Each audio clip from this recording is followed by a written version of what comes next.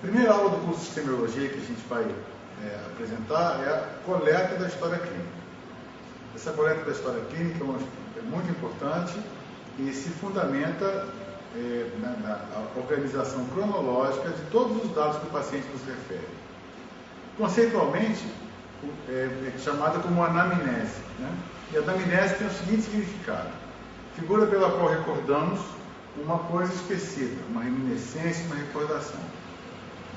Informação acerca do princípio e evolução de uma determinada doença até a primeira observação do médico. Ou seja, tudo que o paciente passou até chegar à consulta que estamos fazendo. Esse fundamento semiológico tem uma grande importância, já que 80% dos diagnósticos acabam sendo feitos fundamentados nos dados coletados pela história do paciente. Em torno de 20% a 30%, eles são complementados pelo exame físico e pelos exames complementares. Atualmente, com a pressa, a gente está cada vez mais descuidando da anamnese. E isso é um problema grave, porque essa coleta de dados sistemática e tão útil está sendo substituída por exames complementares, sem que se tenha tempo de conhecer a verdadeira história que o paciente está aí. Vamos apresentar. Isso tem uma história antiga, vem de épocas remotas. A anamnese existe desde a Grécia Clássica. E essa história vai sendo, no último século, com um interesse diagnóstico cada vez maior. Aqui, anteriormente, os diagnósticos eram baseados em crenças. Crenças que da existência de desequilíbrios de energia, de pires da família, tipo amarela, negra, do sangue, da fleuma. E depois dessa parte mística, começou a se acreditar que a história realmente era importante para se compreender, primeiro, a história natural das doenças e, atualmente, a sua fisiopatologia, que é tão importante e tão fundamental para que o tratamento seja adequado, que o nosso paciente seja bem tratado. Hipócrates, em 460 a.C., inclui a inspeção e a palpação dos pacientes como parte do exame clínico das pessoas doentes que o procuraram. Então, nessa época, começa a haver um interesse, além da anamnese, por um exame, por uma inspeção, por um cuidado do paciente. Claro, sem se descuidar da parte da coleta de dados.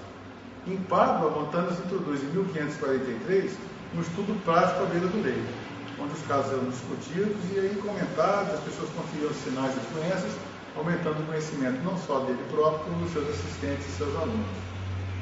Ao longo do tempo, em Paris, vários médicos procuram aprimorar essa técnica, adotando algumas mudanças cada vez mais interessantes, como Morgane, Courtisan, Laennec e outros, né, que passam a examinar seus pacientes. Em 1647, Sir William Osler, um grande clínico, valoriza na Inglaterra esse ensino à beira do leito, adotado já em Pádua desde 1543, quase 100 anos depois, né?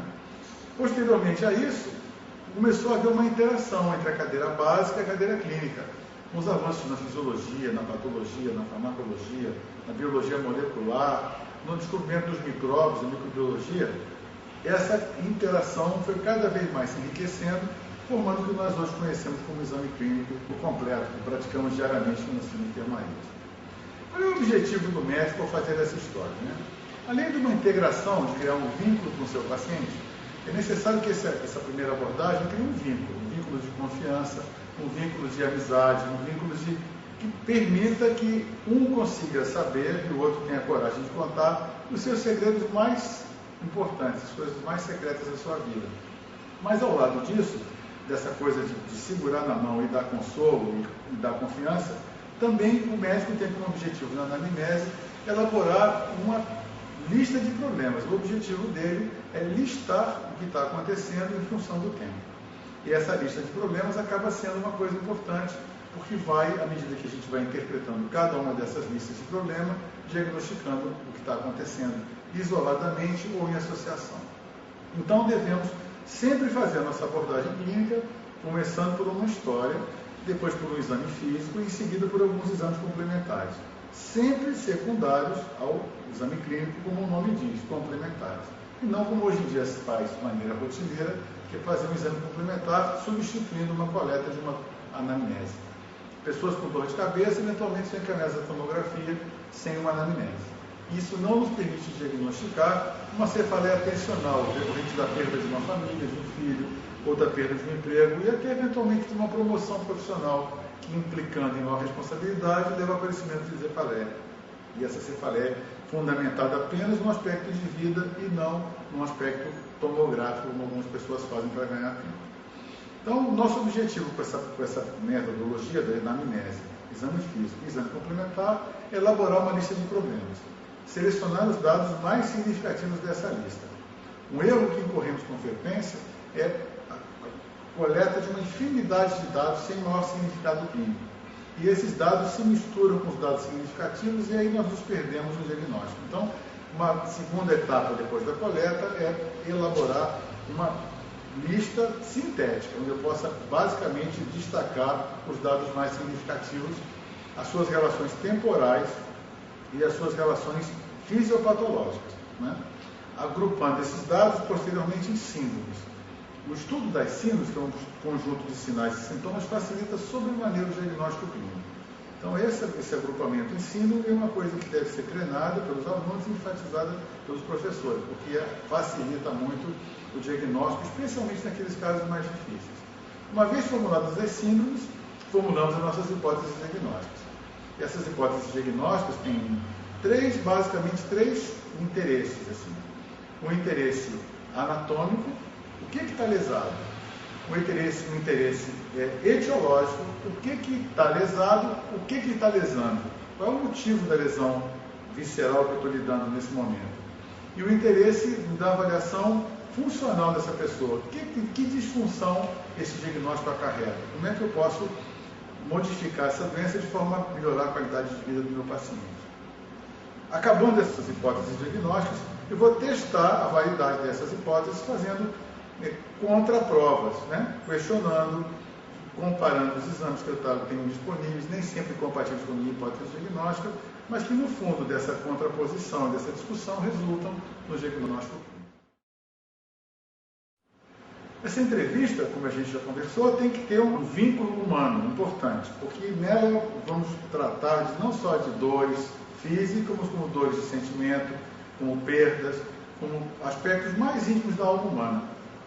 Aspectos como o paciente confessar uma homossexualidade, confessar um crime, confessar que tem um filho que não é de um marido verdadeiro, enfim, uma história que a gente vai lidar com muito segredo e muita confiança mútua, né?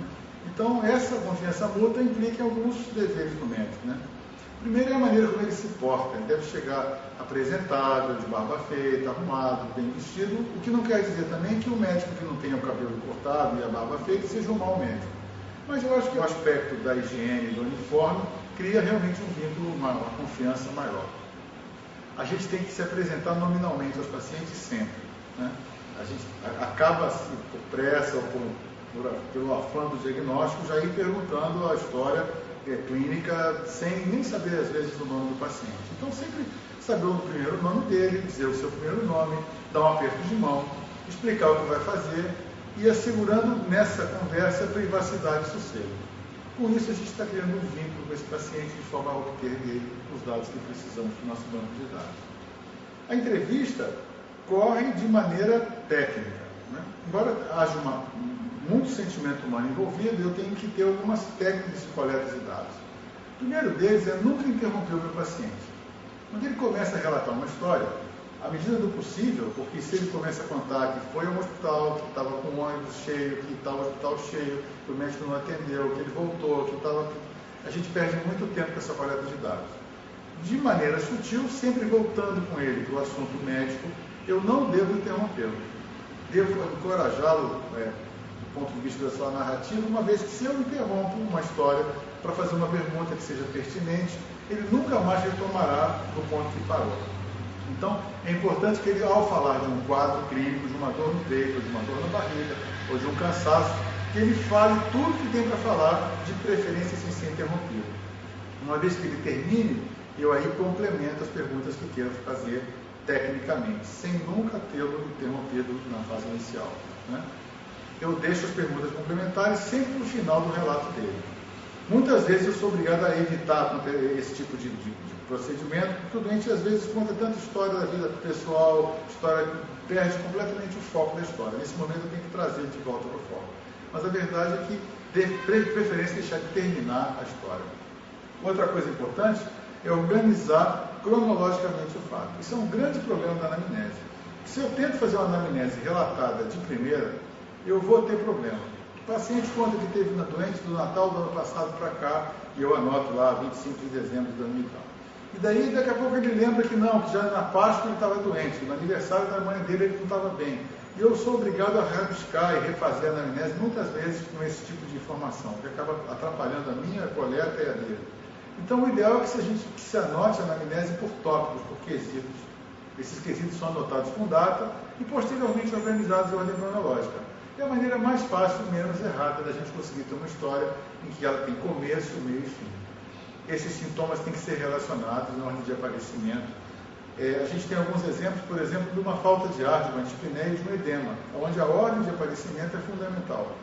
Se eu anoto numa anamnese, o paciente tem dispneia e edema há 10 anos, há 10 meses, há 10 dias, eu, na verdade, estou cortando a oportunidade de saber o que precedeu o quê. Se a dispneia precedeu o edema, eu estou diante de um caso extremamente comum. Pode ser um quadro de hipertensão arterial, com insuficiência cardíaca esquerda, com dispneia e edema posteriormente. Pode ser um caso de um paciente bronquítico, paciente que tem um quadro de bronquiolite obstrutiva crônica, e posteriormente faz um quadro de corpo pulmonar, sobrecarga direita, secundária, e aí vai ter o edema dele. Mas se a coisa é invertida, se eu tenho um paciente que edemacia primeiro, depois tem falta de ar, eu posso estar diante de um paciente, por exemplo, com insuficiência renal. E aí a história é totalmente diferente. Até do ponto de vista cardiovascular, as doenças que acarretam falta de edema precedendo a falta de ar são completamente diferentes. Então é muito importante que cada um desses sintomas que vem em grupo, falta de ar e perna inchada, eu deva separá-los, coletá-los cuidadosamente e depois colocá-los em ordem cronológica. Cuidado para não se estender demais na anamnese. Uma anamnese muito longa, ninguém tem paciência de ler. Então, síntese. Né? Cuidado com a atenção. Né? A gente não pergunta ao paciente, você fuma? Ele fuma. Daqui a meia hora de novo, fuma. Eu já falei que fuma. Né? Então, essa história mostra que você está desatento em relação ao que ele está te contando. Então, anota para não ter essa pergunta dupla, tripla, do mesma coisa que ele já falou. Isso cria nele uma sensação de desatenção, uma atitude desrespeitosa e acaba perdendo o paciente de descontar na anamnese. Não é raro a gente tentar coletar uma anamnese com o paciente que nos conta uma história completamente diferente para um outro médico, meia hora depois, só porque o outro é mais simpático, é mais assim, risonho, tem mais empatia. Então, a empatia é fundamental para que ele consiga colocar para nós os dados dele, da história dele toda. Né? Acabando de coletar essa história toda, eu vou formular um plano. Eu vou formular um plano, se vou mantê-lo no consultório, no ambulatório, onde estou tratando. Se eu tenho um quadro mais grave que necessita mais cuidado, programar uma internação. Sempre que eu vou internar um paciente, com que objetivo, o que vai acontecer com ele? Muitas vezes eu interno o paciente e a gente costuma ver dias a fio, conduta mantida, sem que ninguém tenha cuidado de saber que conduta é essa que está mantida. Então, cada dia a conduta é importante. E a maneira metodológica, assim, organizada de se fazer isso é fazer um plano. Né? Um plano é diagnóstico, terapêutico e educacional. No plano diagnóstico, eu vou tentar esclarecer determinado sintoma, como uma dor na barriga, com um exame parasitológico, por exemplo, uma radiografia, uma ultrassonografia, um exame do reto. Né? O plano educacional, no plano terapêutico, primeiro, eu vou programar que depois de uma cultura de fezes eu vou iniciar um antibiótico porque ele está com calafrio e febre de mal-estar. Ou não vou começar um antibiótico, vou esperar o resultado do exame. E o educacional ensinar ele o que ele pode comer e o que ele não pode comer. Então, é muito importante que eu converse com o paciente infartado e explique que ele não pode fumar mais, que ele não pode levantar, fazer esforço, que ele não pode, enfim, ensinar ele a tratar a hipertensão por menos sal, diabetes por menos açúcar, enfim, essa complementação que é fundamental ao lado do remédio que a gente prescreve. Toda vez que eu termino um passo desse diagnóstico, eu explico o que vou fazer agora. Terminei de conversar com o senhor, vou passar a examinar. O meu exame consiste de medir sua pressão, de ver sua cabeça, examinar seu pulmão, e sim, dou uma sequência para ele. E a cada passo, explico outra vez. Isso facilita muito a compreensão do doente. A gente não deve esquecer que esses pacientes que estão em consulta sempre estão estressados. Né? Quem já não se consultou e se sentiu estressado? Prova disso é a pressão alta da consulta, a hipertensão do jaleco branco. A reação não é só hipertensiva, a reação é na compreensão, a reação no entendimento, a reação é na resposta. Muitas coisas influenciam esse estresse durante a consulta. Outros aspectos são muito interessantes assim, nos pacientes que fazem anamnese, que são submetidos a uma coleta de anamnese. É a experiência dele prévia com a doença que ele está lidando. Quando ele é um paciente casual, ele não dá muito valor para uma história do... Você fala, você tem um quadro de isquemia cardíaca, ele não se incomoda e pergunta, o que vai ser de mim, doutor? Eu vou internar, se explica que vai ter que internar, observá-lo, fazer uns exames, ele vai tranquilo. Mas se ele é um paciente que tem história familiar de doença coronariana, já lidou com um parente que operou, que morreu a cirurgia, que teve uma má evolução, ao ser informado que tem uma isquemia cardíaca, ele passa extremamente mal e fica muito angustiado com essa notícia, às vezes incrementando, muito potencializando a notícia ruim que está recebendo. Isso é comum variar também com o nível educacional das pessoas. A gente vê nos hospitais de emergência, no Souza Aguiar, por exemplo, pessoas com infarto agudo, que tem uma morfina, em seguida a dor acaba, e o centro te chama e pede para ir embora, dizendo que ele mora perto, que ele toma um ônibus na porta, que ele salta daqui a um quarteirão, aí salta perto da casa dele. E, na verdade, você explica que o infarto pode matar, que é uma coisa extremamente grave, que tem que ficar no CTI. Ele fala, não, doutor, deixa eu ir embora, eu tomo um ônibus aqui do outro lado da praça, pego um trem, estou em casa nos 10 minutos, não tem problema nenhum. Ao lado disso, nas clínicas mais de pacientes de nível padrão cultural, uma pessoa que tem um refluxo, um simples refluxo, interna pálido, apavorado de estar morrendo por infarto do miocárdio. Até que as coisas se esclareçam, existe uma potencialização do medo, porque essa pessoa mais instruída conhece infarto do miocárdio, conhece uma série de diagnósticos, de maneira correta ou às vezes de maneira incorreta. Se ele vê um vizinho, um colega de trabalho morrer de infarto, ele fica extremamente apavorado. Muitas vezes essa morte motiva uma consulta, uma anamnese, dele se queixa de dor no peito. E só cabe a nós, com as perguntas certas, sabemos se a dor no peito é realmente um quadro de coronariopatia, uma dor típica ou se é uma dor torácica. A história da experiência prévia aumenta o medo da doença, né? Então a gente tem que ter sempre essa consideração. Você fala, minha família toda teve cálculo na vesícula e morreu. Meu pai morreu de cálculo na vesícula, meu tio morreu de cálculo na vesícula. Teve 2 irmãos operando vesícula e ele tem cálculo na vesícula. Poxa, é um drama. Nós que se dá com uma notícia boa, acaba sendo uma tragédia pessoal para ele. No fundo, não tem nada de tragédia pessoal, mas que realmente existe.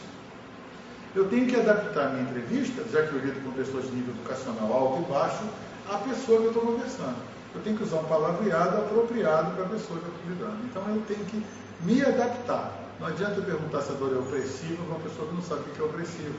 Eu digo, aperta, pesa, as perguntas são no nível. Se eu tenho uma entrevista com um médico, é uma coisa muito mais fácil, porque a história já sai naturalmente.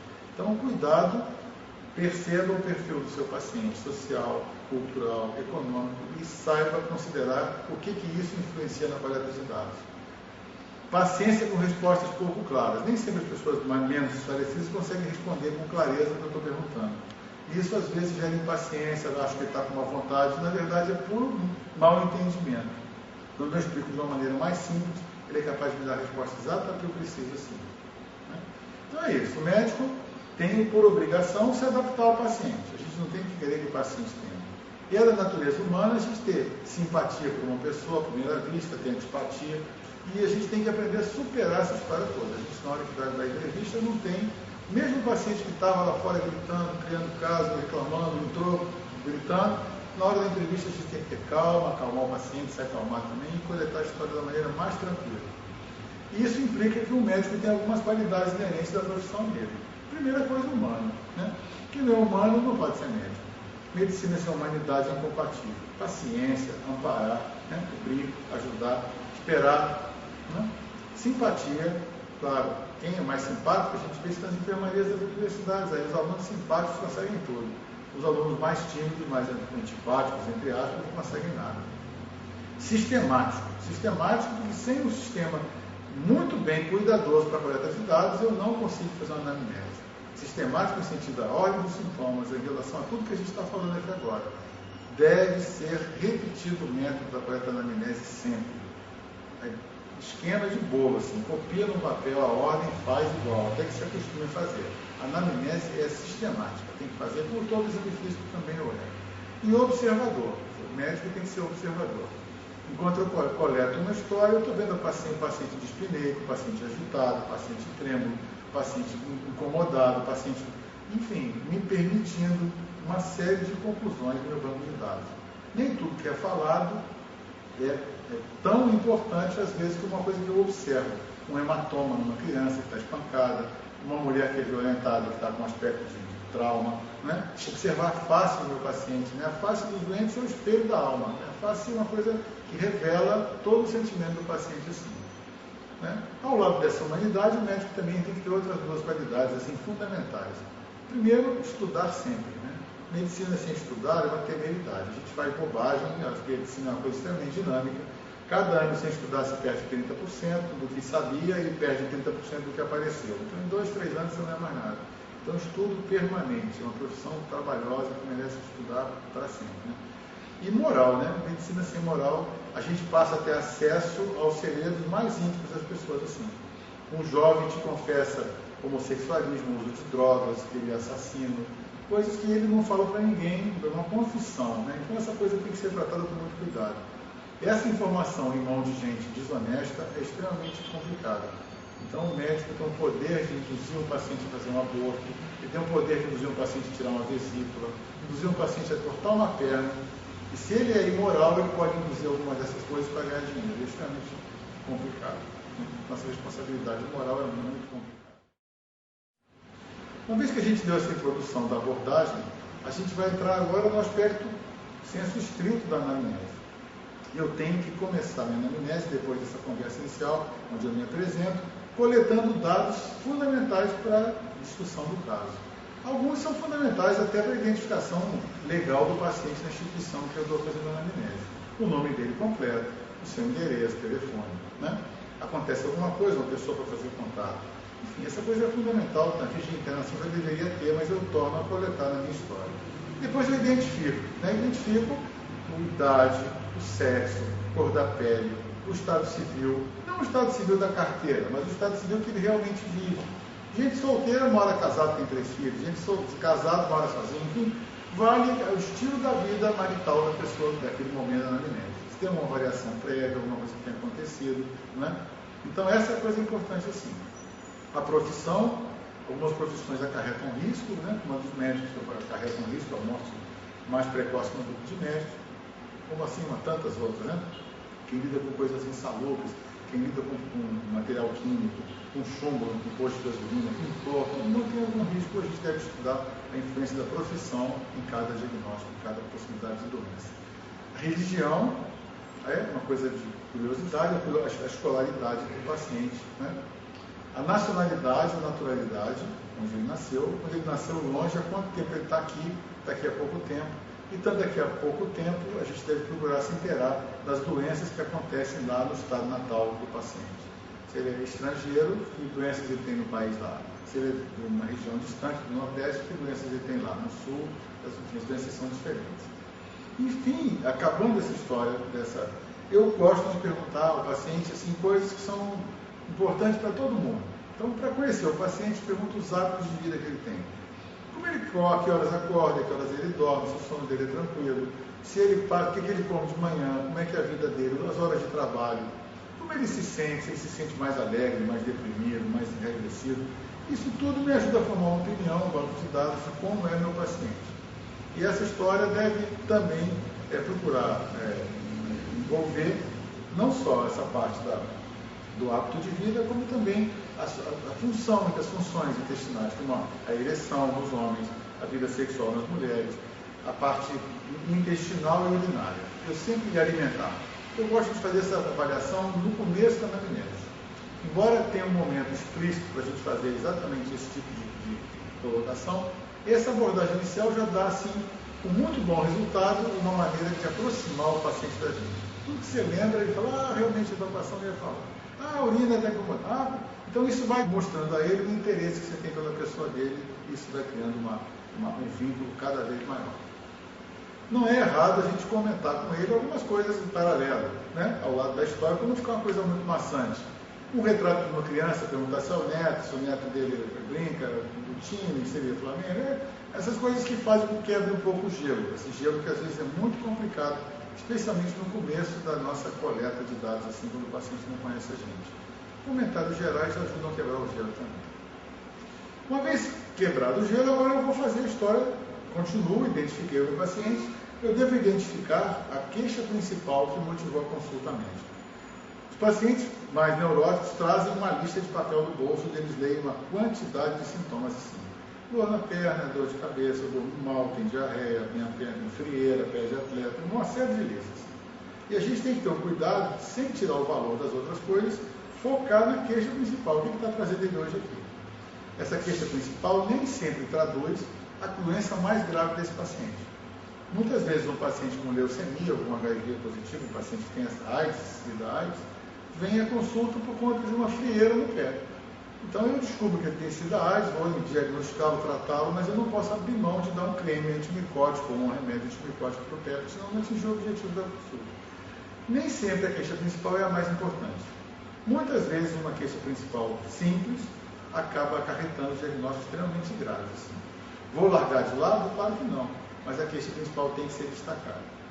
Eu começo destacando a queixa principal dessas todas que ele queixa, qual é a mais importante, qual que incomoda mais, qual é que ele... E aí ele acaba escolhendo duas, ou uma, três, enfim, eu vou nas duas, qual é a pior, acabo isolando uma queixa principal. E essa é a história que eu vou começar a coletar, sem abrir mão de coletar a história das outras queixas, mas essa é a principal. Então, agora entra uma fórmula que eu disse no começo, que deve ser anotada pelos alunos e ter no bolso da calça plastificado, que é uma maneira de abordar cada sintoma. E aí eu vou falar da história da doença atual. E essa doença atual começa com o tempo. Então, o início dessa doença ocorreu há tantos dias, tantas semanas, ou refere o início desse quadro há tanto tempo. Então, isso é importante começar sempre com parâmetro de tempo. E a gente fica sabendo se a doença é aguda ou crônica, o que aconteceu. Cuidado para não misturar 2, 3 sintomas ao mesmo tempo. Eu tenho febre, diarreia, dor na cabeça, e mistura tudo. Vamos falar da febre. Então, cada um deles deve ser investigado de maneira independente e depois inserido de forma cronológica, ou concomitantemente, ou um precedendo o outro, ou um sucedendo o outro. E a técnica de coleta é a seguinte: a gente pergunta a forma de início, a maneira como começou. Doenças podem começar de forma aguda, doenças podem começar de forma insidiosa, de forma crônica, eu nem percebo, enfim. Doenças agudas têm um significado completamente diferente. Uma dor torácica, uma falta de ar que começou subitamente há 2 minutos atrás, me faz pensar em coisas muito mais graves, como infarto do miocárdio, pneumonia tórax, embolia pulmonar, do que uma pessoa que tem falta de ar há 30 anos, e vem tomando os remédios, que parou os remédios e a falta de ar piorou. Então a forma de início é importante, assim como a forma de evolução.